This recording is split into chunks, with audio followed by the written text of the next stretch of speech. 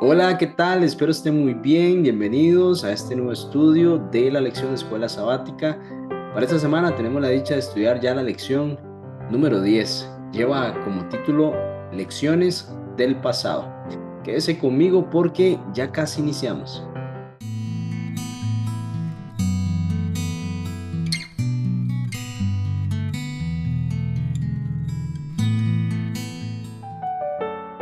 Bien, ya estamos de regreso. Vamos a iniciar con una oración. Acompáñeme. Padre bueno, la gloria y la honra sea para ti, oh Dios. Gracias te damos por una nueva oportunidad de estudiar tu palabra por medio de la lección de escuela sabática. Rogamos tu perdón, tu misericordia, Señor. Gracias por esta nueva oportunidad y rogamos tu Santo Espíritu para que nos ilumine en el entendimiento y discernir lo que allí tienes para nosotros. En el nombre de Jesús te lo pedimos. Amén. Amén. Bien, familia, vamos a estudiar el texto para memorizar y dice así la palabra del Señor en el Salmo capítulo 78 y versículos 3 y 4. Vamos a leerlo, allí lo tiene en su pantalla. Lo que hemos oído y entendido que nuestros padres nos contaron, no las ocultaremos a sus hijos. Contaremos a la generación venidera las alabanzas del Señor, su fortaleza y las maravillas que hizo.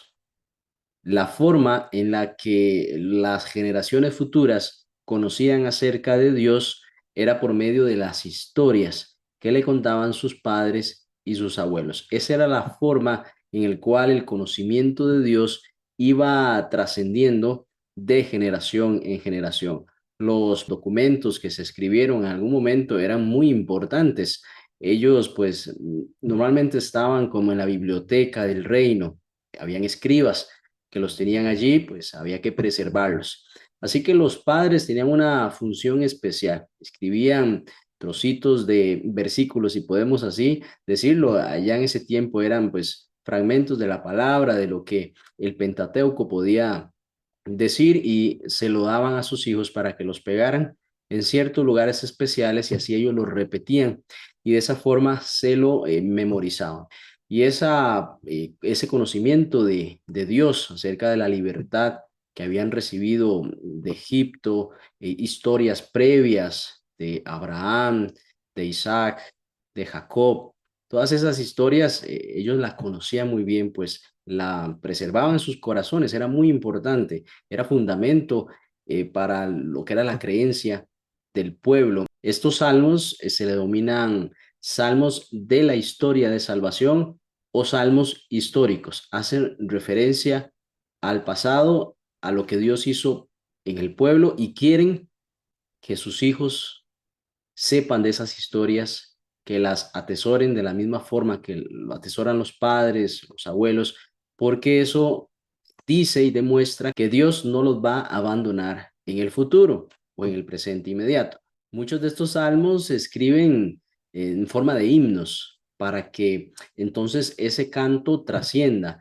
Es como un himno de nuestro himnario que sabemos la letra de inicio a fin, las diferentes estrofas, y así es más difícil de olvidar, pues se aprende un canto.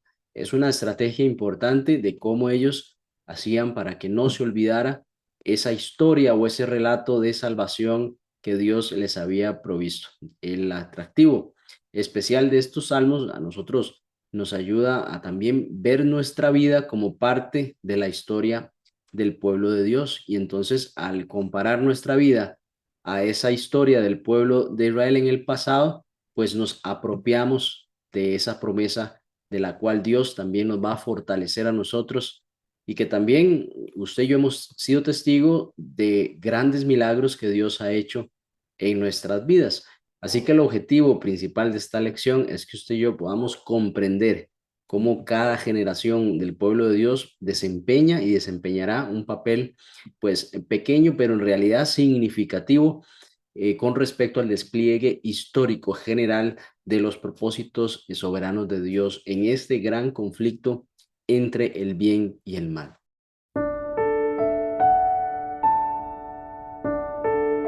El Salmo 78 lleva como título Fidelidad de Dios hacia su pueblo infiel. Note que la característica de Dios es que Él es fiel. Y por el contrario, el pueblo de Israel, y pues medida representado también nosotros en la actualidad, nuestra característica es que le fallamos a Dios. Mas Dios es fiel en su pacto, en su promesa. El Señor no falla, no es hombre para que mienta, dice la palabra. Así que Masquil de Asaf, que escribe este salmo, hace ese recordatorio al pueblo de Israel y dice en el versículo 2: abriré mi boca en proverbios, hablaré cosas escondidas desde tiempos antiguos. Este versículo también podemos aplicarlo a la llegada del Mesías, como hablaba Jesús por medio de parábolas a sus seguidores. Eso lo encontramos en Mateo capítulo 13, 34 y 35, donde dice: todo esto habló Jesús por parábolas a la gente y sin parábolas no les hablaba. Cosas que estaban ocultas, pero que Jesús, por medio de figuras, de imágenes y de situaciones cotidianas, mostraba a las personas para que entendieran de una forma sencilla y no tal vez haciendo pues uso de palabras complicadas o ejemplos que fuesen dirigidos solo a los escribas o a los fariseos, sino que la intención de Cristo era hablar de una forma clara. Y aquí este salmo, en el versículo 2, hace una referencia también en contexto mesiánico. Dice el versículo 3: las cuales hemos oído y entendido que nuestros padres no las contaron. Es algo muy importante cuando un hijo recibe información de un papá, de una mamá. En realidad esa información es fidedigna, es verdadera, porque la recibe de una fuente confiable. Si algo quiere el papá y la mamá es transmitir una verdad a sus hijos y que ellos no vivan en la mentira. Entonces los padres del pueblo de Israel, las madres también transmitían ese mensaje a sus hijos y aquí pues dice: nuestros padres nos llegaron a contar de esto que ha sucedido. No las vamos a encubrir a los hijos. Es necesario que los hijos sepan por dónde venimos, en qué situación estamos y por qué hemos sido prosperados o también hemos atravesado pruebas y se han superado, y ha sido gracias a la misericordia del Señor. Dice: contando a las generaciones venideras la alabanza de Jehová y su potencia y las maravillas que hizo. Esas generaciones, el problema es que como ellos no las vivieron, no las valoran quizá como sus padres sí las valoran, pues, o sus abuelos, ellos vivieron esa situación, sus ojos percibieron eso y de generación en generación se puede ir perdiendo alguna realidad de las cosas. Por eso era muy importante en las ilustraciones que esas personas que contaban las historias fuesen personas que tuvieran credibilidad, que sintieran y vivieran esa experiencia aún para de esa forma poder transmitir ese evento importante para sus hijos. El versículo dice, el versículo 6: para que lo sepa la generación venidera y los hijos que nacerán. Todas las generaciones futuras es necesario que lleven esta información y la pasen de generación en generación. El problema es el que se pierda esa información de una generación a otra, después recuperarla es muy difícil. Los que se levantarán lo cuenten a sus hijos también. El versículo 7 dice: a fin de que pongan en Dios su confianza y no se olviden de las obras de Dios, que guarden sus mandamientos y no sean como sus padres, generación contumaz y rebelde, generación que no dispuso su corazón, ni fue fiel para con Dios y su espíritu. Aquí está hablando puntualmente cuando el pueblo falla a Dios. Los padres de estos hijos es necesario que no solo sepan acerca de momentos importantes de liberación, en el cual Dios les proveyó, en el cual fueron testigos, todos los de esa generación, del poder de Dios, sino que también se acuerden de lo que les puede pasar por desobedecer a Dios o no poner la confianza en Dios, sino en cosas materiales, sino en el esfuerzo propio únicamente, o también ir a confiar en otros dioses, ofrecer sacrificio en otros dioses como se acostumbraba en esos tiempos. Así que esta parte era muy importante que ellos volvieran a ver el pasado para dos aspectos. El primero era en los momentos buenos, importantes, en los momentos en los cuales el mismo pueblo se gozó de recibir esa gran bendición, el poder de Dios libertándolos, guiándolos, pero también se acuerden de cómo los padres fallaron y vinieron castigos en consecuencia de esa desobediencia. El versículo 11 dice, sino que se olvidaron de sus obras y de sus maravillas que les había mostrado. El 12 dice, delante de sus padres hizo maravillas en la tierra de Egipto, en el campo de Zoán. Dividió el mar y los hizo pasar, detuvo las aguas como en un montón.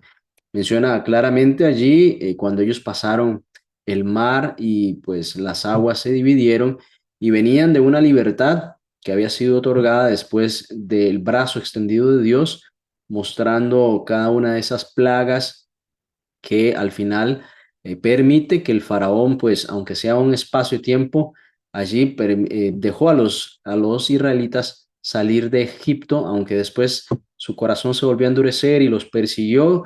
Y aquí presenta el evento donde ese mar se abre. Dice que un viento sopló durante toda la noche, así dice Éxodo, y ellos lograron pasar por ese camino que se abrió y mencionó Moisés aquel momento, estad quietos y contemplad el poder de Dios. Aquí está hablando de ese primer momento, uno de esos momentos sumamente importantes y victoriosos y esa escena increíble.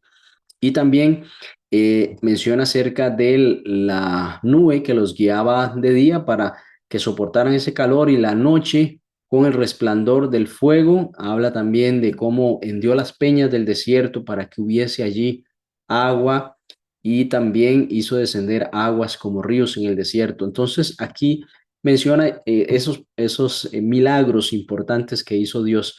Pero el 17 dice, aún volvieron a pecar contra él, pero aún volvieron a pecar contra él. Es decir, una reincidencia en ese acto de desconfianza, pienso yo, más que todo, y eso daba a la rebelión, el empezar a desconfiar de Dios, entonces empiezan todas las preguntas y posibles soluciones que el ser humano puede dar, dentro de ellas es enfrentar o confrontarse con Moisés, quien era su líder, y pues tomar malas decisiones a partir de allí, no queriendo seguir la voz de su líder y también pues obviamente era dirigido por Dios.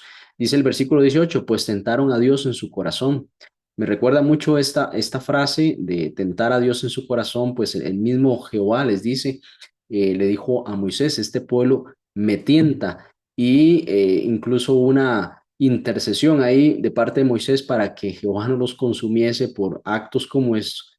Y pues aún así Dios trataba de que el pueblo estuviera bien, de que tuviera todas sus necesidades cubiertas, pero había algo allá de Egipto que arrastraban, había algo que su corazón todavía pues no se entregaba por completo al Dios que los había rescatado y siempre volvían a ver hacia atrás y se hacían todas esas preguntas de que en Egipto o esas afirmaciones de que en Egipto estaban bien y que pues querían inclusive hasta regresar algunos de ellos. El 21 dice, por tanto, yo Jehová y se indignó, se encendió el fuego contra Jacob y el furor subió también contra Israel, por cuanto no habían creído a Dios. Qué tremendo. Qué importante y qué necesario, apreciados, es creer en Dios, creer que existe, creer que nos escucha, creer que nos mira, creer que nos sustenta, creer que se preocupa por nosotros, creer que hay un camino adelante aunque no lo miremos y no renegar acerca de lo que en el momento estemos atravesando, aunque sea difícil, aunque pues tengamos dolor, estemos sufriendo, es muy importante creer en Dios, pues aquí esta era la clave en realidad por la cual este pueblo estaba atravesando ya después de esos castigos por haber decidido no creer en Dios. Y aún así dice el 23 sin embargo, es decir, aquí vemos la misericordia de Dios siendo persistente, siendo compasivo con ellos. Dice, sin embargo, mandó a las nubes de arriba y abrió las puertas de los cielos e hizo llover sobre ellos el maná para que comiesen y les dio trigo del cielo Y aquí hubo una gran enseñanza para el pueblo. Dice que ellos no les faltó este alimento por esos 40 años que estuvieron allí en el desierto. Siempre había esta porción de trigo con miel, podemos decir, era un cerealito allí bien sustancioso, bien rico. Y pues Dios ahí en el desierto los sustentaba. Aún así, después de haberse querido revelar, Dios les daba ese pan como a un padre buscando darle la comidita al hijo a pesar de sus berrinches y sus cosas allí. Y continuamente aquí este salmo nos hizo también reflexionar en el versículo 27, dice, e hizo llover sobre ellos carne como polvo. Recordará usted cuando entonces dijeron, ya no queremos más maná, ahora queremos carne. Bueno, y llegaron las codornices y se saciaron hasta que incluso se enfermaban las personas que pues no eran temperantes por ese alimento que había llegado, o comieron y saciaron, les cumplió pues ese deseo también. Y pues allí podemos seguir hablando, imagínense que vamos por el 30 y este versículo, este capítulo tiene alrededor de 72 versículos. Es muy importante y si usted tiene la oportunidad de leerlo allí y pues aquí hay muchas enseñanzas, va una a una detallando esa historia de rebelión y, o más bien de fidelidad de Dios, de rebelión del pueblo y la fidelidad otra vez de Dios. Y antes de juzgar excesivamente a las generaciones pasadas, a todos estos eventos de rebeldía que tuvo el pueblo de Israel, pues que fue una realidad y también la misericordia de Dios se extendió hasta allí, deberíamos también nosotros pensar en nuestra actitud en la actualidad. ¿Será que también nosotros somos olvidadizos de las maravillas pasadas de Dios y también hemos sido negligentes con estas exigencias pactadas, ese pacto que en algún momento en humildad, en reconocimiento de nuestra condición, le hicimos a Dios y después nos olvidamos de eso? Ya cuando las situaciones cambiaron, entonces ahí el ser humano cambia, diferente de Dios que permanece para siempre sin importar las circunstancias. Y esa es la invitación y a la reflexión de esta lección.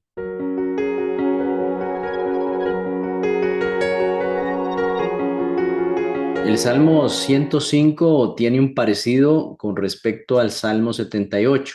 La diferencia es que el Salmo 78 muestra los errores del pueblo y esa situación que quiere que también las generaciones futuras aprendan de eso para no cometer los mismos errores. El Salmo 105 se enfoca en las maravillas de Jehová en favor de Israel, pero lo hace con un énfasis en los patriarcas, cómo Dios a través de Abraham, el que conocemos, padre de la fe, quien también falló en algunos momentos de su caminar, pero retomó con ese gran mensaje cuando Dios le pide a su hijo Isaac en sacrificio, él hace todos los pasos que Dios le iba indicando y en ese momento cúspide, en ese momento trascendental, pues el ángel de Jehová lo detiene y le dice pues que no es necesario sacrificar así a su hijo, pues su fe ha sido comprobada y Dios provee también del corderito, de la ovejita, y allí pues se conoce aquella expresión como Jehová Jireh, Jehová proveerá. Y así pues también con la historia de Isaac, todo lo que pues él atravesó dentro de esa historia tan impresionante, cómo él iba perseverando para ir logrando las cosas, cómo Dios le iba bendiciendo, era paciente también para obtener el estar con su esposa, luego referente a Jacob y su hermano, esta historia tan impresionante y cómo Dios fue fiel a través de estas generaciones en cumplir la promesa de ir otorgando ese pueblo bendecido, ese pueblo apartado en santidad, en darle sus leyes, en darle también el conocimiento importante del santuario terrenal donde Cristo iba a ser manifestado allí. Así que la diferencia con respecto a este salmo es justamente enfocándose en las virtudes y las bendiciones a través de los patriarcas. El versículo 2 menciona cómo debemos de cantad salmos, hablad de todas sus maravillas, gloriados en su santo nombre, alégrese el corazón de los que buscan a Jehová. Aquí menciona en el versículo 6 acerca de lo que ya hemos dicho, oh vosotros, descendencia de Abraham, su siervo, hijos de Jacob, sus escogidos. Él es Jehová nuestro Dios. En toda tierra están sus juicios. Se acordó para siempre de su pacto, de la palabra que mandó para 1000 generaciones. Y el versículo 9 habla acerca de ese plan que concertó con Abraham y el juramento con Isaac. También lo estableció a Jacob por decreto e Israel por pacto sempiterno, diciendo: a ti te daré la tierra de Canaán como porción de vuestra heredad, cuando ellos eran pocos en número y forasteros en ella. Aquí vemos el plan de Dios para con estos patriarcas, que fue cumpliéndose uno a uno. Y así la lección nos hace una pregunta, dice: ¿cómo deberíamos vernos nosotros como adventistas en esta enumeración de personas desde Abraham en adelante, siendo todos hijos espirituales en la familia de Dios? ¿Qué lección debemos aprender de esta historia, de cómo Dios fue fiel a través de las generaciones, por medio de los patriarcas, todos los hijos de Israel, el pueblo? Y allí pues se fue esparciendo la bendición por medio de las familias hasta llegar a nuestra generación.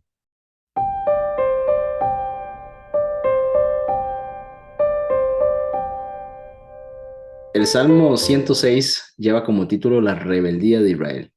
Si bien es cierto, uno ve en muchos salmos como en algún momento el salmista menciona que el pueblo falló y que Dios tuvo misericordia, este salmo en específico habla de todas las maldades del pueblo de Israel. No se guardó una sola y la presentó tal y como es.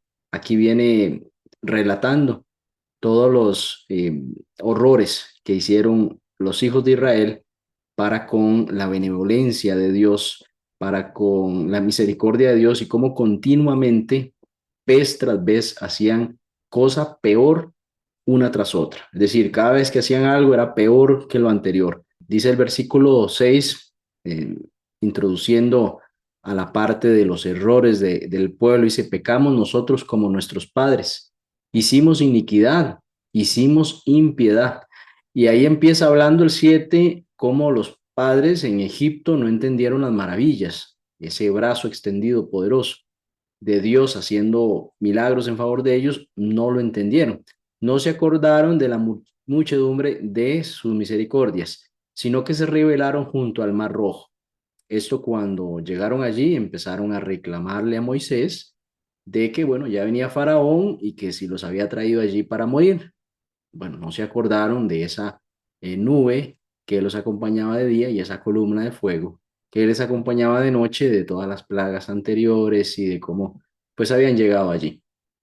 El 8 dice: pero él los salvó por amor de su nombre, para hacer notorio su poder. Y entonces ahí reprende el mar rojo, lo seca y le hizo ir por abismo como por un desierto, como si no hubiera mar. Así lo expresa el salmista. Dice el Éxodo que un viento sopló toda la noche y eso pues apartó las aguas, se dividió y pudieron los hijos de Israel pasar allí. Él lo salvó del mano del enemigo, lo rescató de la mano del adversario. Ahí pues cubrieron las aguas a los enemigos. Y entonces, bueno, allí creyeron sus palabras y cantaron alabanza. Pero dice el 13: pronto olvidaron sus obras. Eso nos pasa a usted y a mí. Pronto nos podemos olvidar de Dios. En algún momento de alegría, ¿sí? Allí pues vemos la gloria de Dios y nos sentimos en ese vínculo con el cielo. Pero pronto, dice el 13, se olvidaron de sus obras y no esperaron su consejo. Se entregaron en un deseo desordenado en el desierto y tentaron a Dios. Y aún así Él les dio lo que pidieron, mas envió mortandad sobre ellos. Hablamos aquí de algunos aspectos cuando ellos pedían alimentarse y demás, y sucedieron ahí pues bastantes situaciones trágicas para el pueblo, ¿no? Me habla también de cómo el 16 tuvieron envidia de Moisés en el campamento contra Aarón y el santo de Jehová. Entonces abrió la tierra y tragó a Datán. ¿Recuerda usted la rebelión de Coré? Bueno, allí hubo también una gran mortandad y el Señor, dice el 18, y encendió fuego en su junta, la llama quemó a los impíos. También el 19 me llama mucho la atención cómo describe ese momento en que los hijos de Israel hicieron becerro en Horeb, se postraron ante una imagen de fundición. Y el 20 me puso mucho a reflexionar de esta forma de escribirlo, pues dice, así cambiaron su gloria por la imagen de un buey que come hierba. Piense usted, aquí el salmista está diciendo, cambiaron la gloria de Dios por la imagen, por la estatuilla de un buey que pues come hierba, un animal, cambiar esa magnificencia de Dios por la figura de un animal de estos que pues, es una bestia, come hierba y va y viene. Y entonces el 21 dice, olvidaron a Dios de su salvación, que había hecho grandes cosas en Egipto, maravillas en la tierra de Cam, cosas formidables. El 23 dice, y trató de destruirlo, de no haberse interpuesto Moisés, su escogido delante de él, esa intercesión que hizo Moisés. 24 dice, pero aborrecieron la tierra deseable, no creyeron en su palabra. Antes murmuraron en sus tiendas y no oyeron la voz de Jehová. Por tanto, alzó su mano contra ellos para abatirlos en el desierto y humillar a su pueblo entre las naciones y esparcirlos por la tierra. Se unieron también a Baal peor. Y aquí es donde viene una parte bastante fuerte. Por eso les digo que cada vez se pone peor.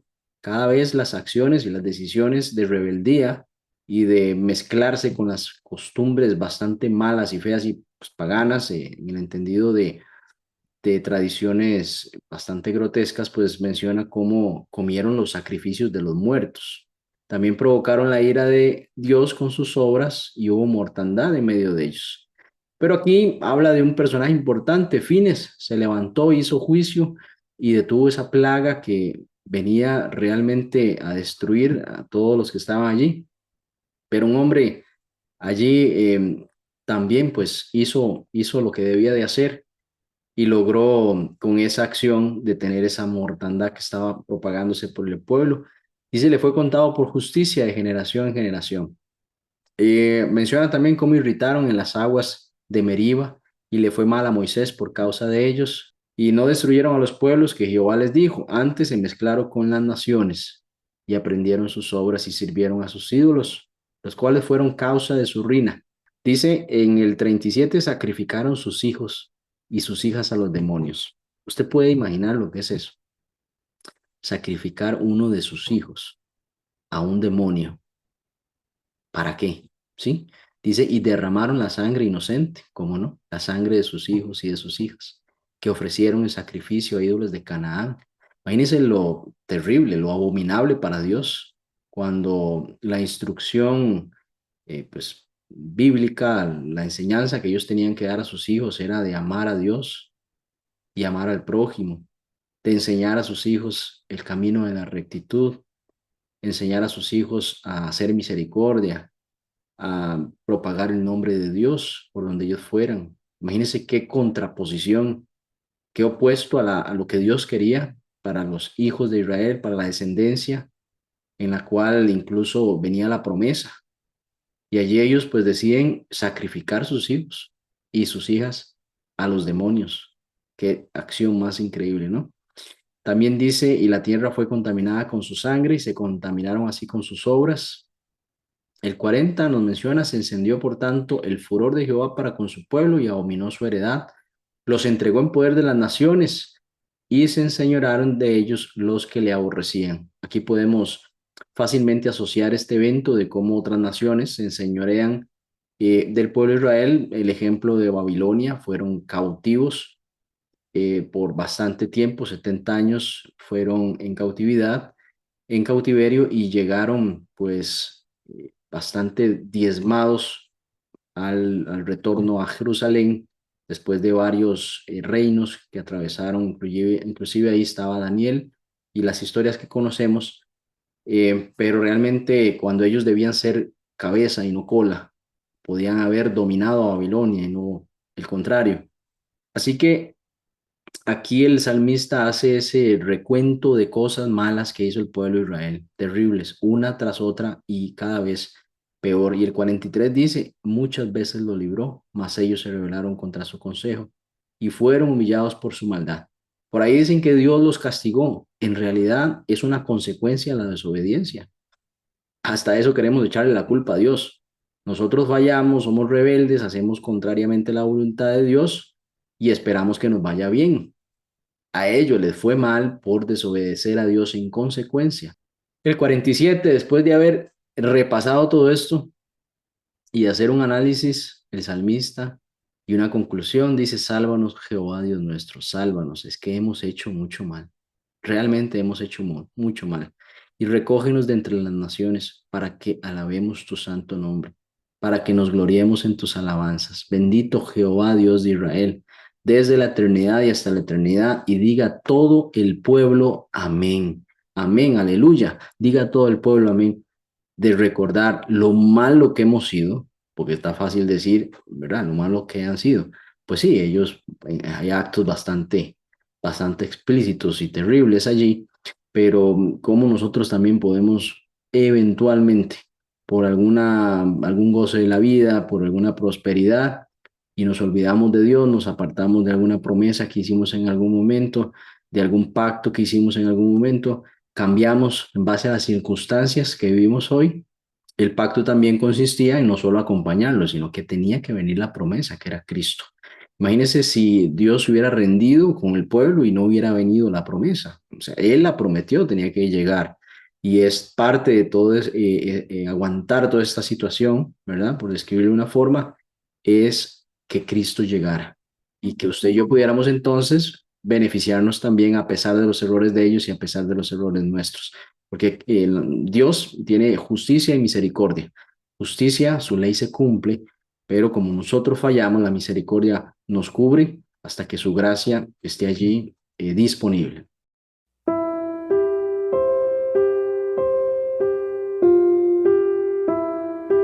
El Salmo capítulo 80 muestra al pueblo de Israel como una vid que fue arrancada de Egipto, como si allí estuviese sembrada. Solo que ahí era una tierra de opresión y entonces Dios la transporta a una tierra prometida, una tierra de abundancia. Así que esta imagen de una viña lo que comunica es la elección de Israel por parte de Dios y su cuidado provincial, es decir, la protege, la arranca de Egipto y la lleva a un mejor lugar.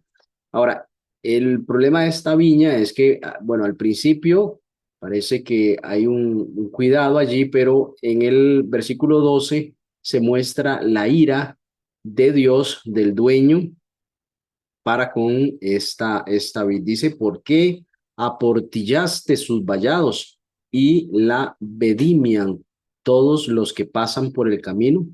Es como si ya la viña no estuviera siendo cuidada de la misma forma que estaba siendo cuidada antes. Así también los profetas anuncian que esto iba a suceder, la destrucción de la viña de Israel, como señal de juicio de parte de Dios, porque la vid se ha vuelto mala, ya no es una vid que produce lo que el dueño desea, sino que su fruto no es el que espera. En Isaías capítulo 5, versículo 1 al 7, habla acerca de profecía de Isaías respecto a que esto va a suceder con la viña. Dice, ahora cantaré por mi amado el cantar de mi amado a su viña. Tenía mi amado una viña en una ladera fértil, la había cercado y despedregado y plantado de vides escogidas. Había edificado en medio de ella una torre y hecho también un lagar y esperaba que diese uvas y dio uvas silvestres. Y ahí sigue eh, haciendo énfasis a lo que esta viña hacía y el versículo 3 dice, ahora pues vecinos de Jerusalén y varones de Judá, juzgad ahora entre mí y mi viña. ¿Qué más se podía hacer a mi viña que yo no haya hecho en ella? Y esta pregunta es de bastante reflexión, pues el dueño de esta viña está diciendo, ¿qué no hice yo por esta viña? Dígame algo más que yo tenía que haber hecho por esta viña. Dice, ¿cómo esperando yo que diese uvas, ha dado uvas silvestres? Es decir, el fruto que esperaba el dueño no era el deseado. Y el 5 dice, bueno, yo entonces ahora les voy a mostrar qué voy a hacer con mi viña. La voy a quitar, le voy a quitar su vallado y será consumida. Aportillaré su cerca y será hollada. Haré que quede desierta, no será podada ni cavada, y crecerán cardos y espinos, y aún las nubes mandaré que no derramen lluvia sobre ella. Así el dueño de esta viña, en Isaías, está profetizando lo que el salmista está diciendo que sucedió y que pues ya esa viña dejó de dar fruto que el dueño esperaba y por tanto será cortada. Ahora, las razones del juicio, de por qué se está dando esto, el Salmo 80 no profundiza en ello. Lo que sí es que en el Salmo 83, el salmista, bueno, casi al inicio dice, oh Dios, restáuranos, a resplandecer tu rostro y seremos salvos. Hay una necesidad del salmista de volver a los brazos de Dios, a que esa vid sea cuidada nuevamente y toda esa decisión que tomó el dueño por ese mal fruto que dio esa viña pueda ser revertida y pueda el pueblo volver al cuidado de Dios. En Jeremías 24:7 hay un versículo donde Dios le dice al pueblo, bueno, vamos a empezar de nuevo. Dice, les daré corazón para que me conozcan que yo soy Jehová y me serán por pueblo, y yo les seré a ellos por Dios, porque se volverán a mí de todo su corazón. Estas palabras que hace el salmista, diciéndole al Señor, restáuranos, que le dice al Señor, a resplandecer tu rostro y seremos salvos, son también parecida a la bendición de Números 6, 22 y versículos al 27. Jehová te bendiga y te guarde, Jehová haga resplandecer su rostro sobre ti. Aquí el salmista está tomando esta frase al decir en el Salmo 83, haz resplandecer tu rostro y seremos salvos. Por eso esta bendición sacerdotal parece que el salmista la hace propia en este salmo, buscando la restauración del pueblo, pues dice, a Jehová haga resplandecer su rostro sobre ti, tenga de ti misericordia, Jehová alce a ti su rostro y ponga en ti paz.